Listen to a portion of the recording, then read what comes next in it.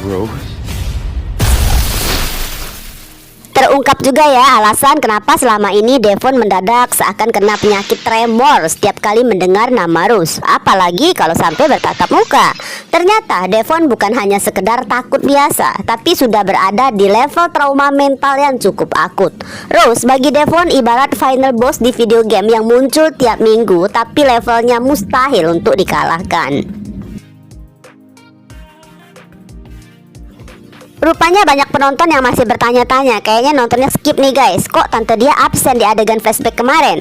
Jadi begini ceritanya, kita kilas balik ya. Sejak drama pembacaan wasiat Opa Alferic 17 tahun silam, Daniel memang langsung angkat kaki dan memboyong anak istrinya keluar dari rumah yang penuh intrik itu.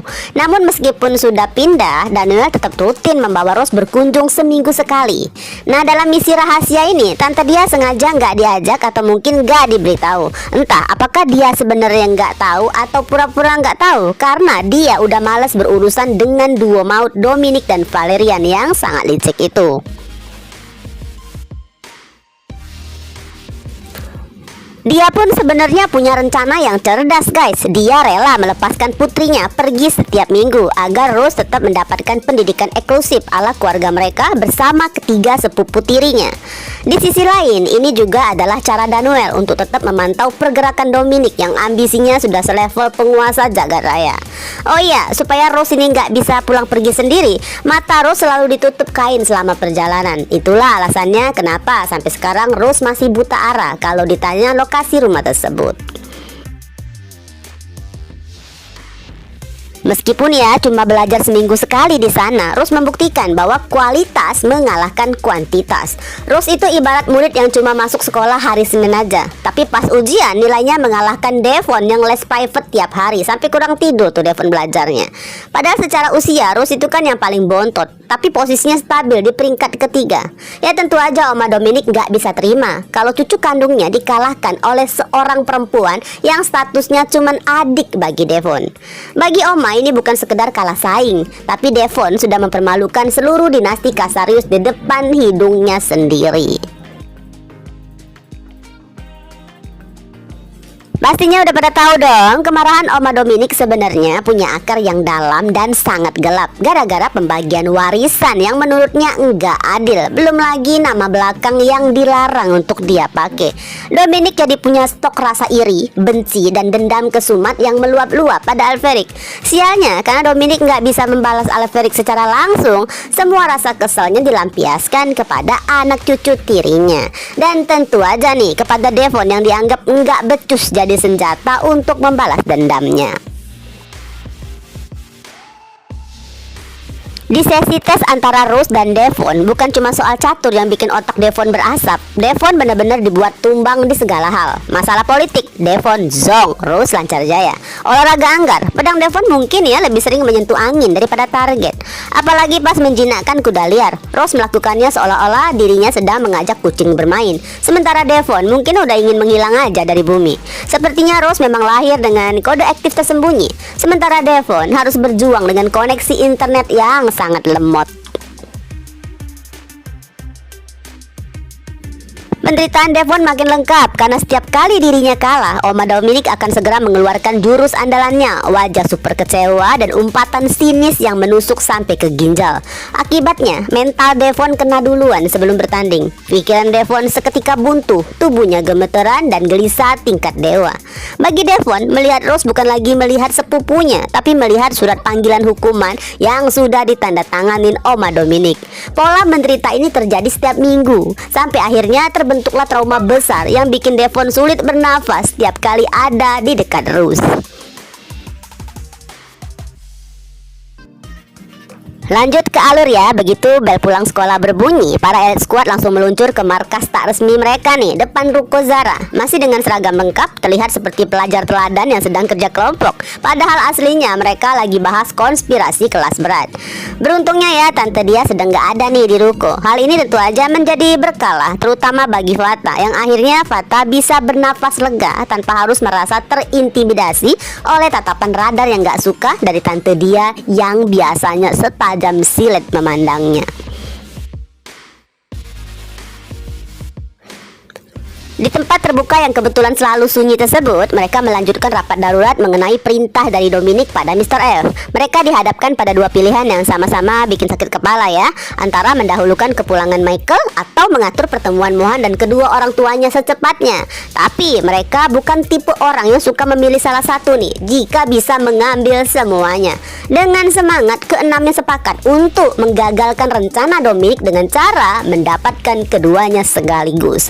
Terdengar sulit sih, jelas. Tapi kalau nggak sulit namanya bukan sedang melawan dinasti penjahat dong. Satu-satunya jalan keluar untuk ambisi yang mustahil ini adalah Blade. Mereka ya harus segera membuat Blade sadar dan mengakui bahwa dirinya adalah Haruna. Selain rasa rindu Harry ya pada adiknya yang paling manis, Harry pun sangat ingin mengetahui kisah dibalik bergabungnya Haruna dalam sistem Casarius. Karena Harry punya keyakinan ada suatu misteri kelam dan tujuan yang licik dari Dominic pada Haruna. Hal penting lainnya adalah tato di punggung Haruna bukan sekedar hiasan, melainkan kode akses sistem data Alpheric, kunci utama untuk meruntuhkan dinasti Casarius. Ya sayangnya itu guys, Blade kan saat ini sedang dalam fase sangat keras kepala. Blade masih terus menolak identitas aslinya, seolah-olah mengakui dirinya Haruna adalah sebuah dosa besar yang sangat berat. Di tengah diskusi serius tersebut, radar Zara mendadak aktif nih guys. Meskipun para Alpheric hanya memiliki satu mata yang berfungsi, Tuhan menggantinya dengan insting yang tajam, melebihi sensor gerak tercanggih ya. Dan bener aja, Devon, produk gagal dari gen Casarius, sedang bersembunyi dengan estetiknya di balik dedaunan. Lucunya, kemudian Devon menelpon Blade untuk mengabarkan kalau saat itu sedang mengawasi. Padahal Devon nggak mendengar apa-apa karena jaraknya kejauhan. Alih-alih mencari posisi yang strategis seperti agen rahasia profesional, Devon justru memilih posisi aman terkendali karena saking takutnya berdekatan dengan Rose. Devon memang pantas ya guys menyandang gelar juara bertahan dalam urusan gagal. Bayangin aja, sudah mengintai dari jarak yang cukup jauh agar nggak ketahuan. Ternyata Devon nggak sadar kalau yang diintai sudah berdiri manis di belakangnya. Devon mendadak mematung, nggak bisa lari lagi. Apalagi saat Rose mulai melangkah mendekat. Seketika tubuh Devon bergetar hebat. Wajahnya memerah, campur aduk perasaannya. Marah karena ketahuan, takut karena terpojok, dan panik karena ini Rose. Bagi Devon, Rose bukan sekedar manusia, melainkan perwujudan dari segala jenis hukuman di dunia. Padahal ya saat itu Rose sebenarnya hanya berjalan tenang dengan tatapan datar, tapi di mata Devon, Rose tampak seperti malaikat maut yang membawa daftar tagihan dosa. Saat Rose bertanya apa tujuan Devon di sana, mendadak Devon kena penyakit gagap mendadak. Mau bohong? Nggak berani, karena Devon tahu Rose punya kemampuan mendeteksi kebohongannya yang lebih akurat daripada mesin poligraf. Di saat mata Devon udah melirik ke arah motor siap-siap untuk kabur, mendadak HP-nya bergetar guys. Telepon dari Blade. Mohan pun langsung memberi perintah dengan tegasnya, angkat.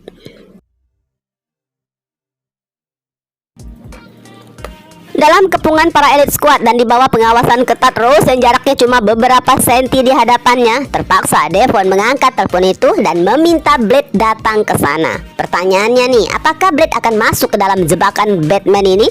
Ini adalah kesempatan emas ya bagi elit squad untuk bisa memojokkan Blade, memaksanya mengakui identitas sebagai Haruna dan menyeretnya ke sisi kebenaran. Mari kita berharap ada kemungkinan Blade bisa lebih dulu mengkonfirmasi ke Mr. F ke Harry apakah benar sudah kembali dalam sistem Casarius. Jika rasa penasaran Blade terjawab, mungkin aja Blade akan membatalkan misi untuk mencari kambing hitam atas kejadian yang menimpa Axel. Bahkan mungkin Blade bisa aja berhenti mengikuti perintah kejam dari Dominic untuk lanjut mencelakai Axel. Sebuah perintah yang sebenarnya sangat ditolak oleh nurani Blade yang terdalam. Lalu ya berharap aja mungkin Blade siap bekerja sama dengan para elit squad untuk menjatuhkan Dominic. Apakah rencana ini akan berjalan mulus seperti jalan tol saat lebaran? Ataukah akan ada plot twist lain yang membuat mereka kembali pusing 7 keliling? Misalnya Devon keburu kabur.